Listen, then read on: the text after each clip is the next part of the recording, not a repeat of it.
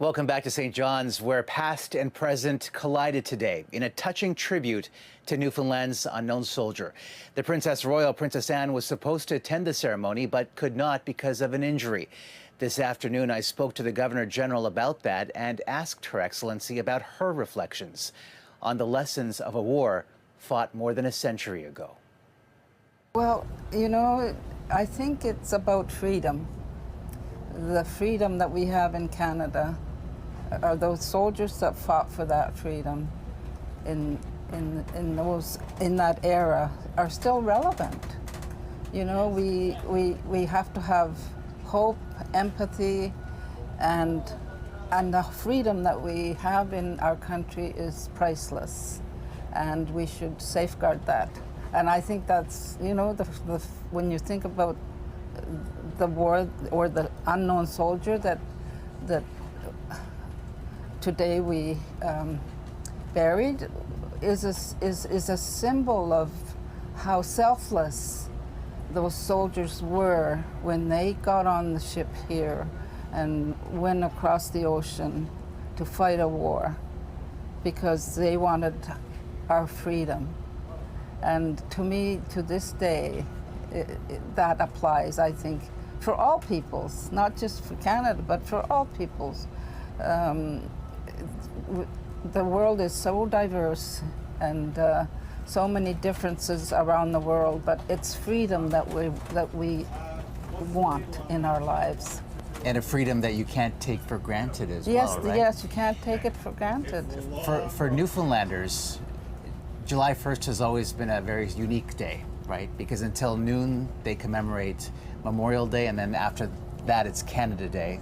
And so the sentiments of sorrow, of grief, live alongside sentiments of joy and celebration. For you today, what was that like?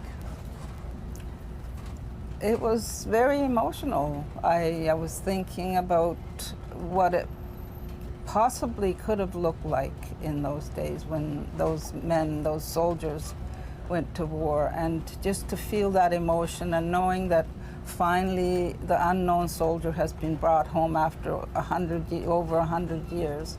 And you really have to reflect on today and where we are today in our country, and to feel the emotion. And it's like it's like our life.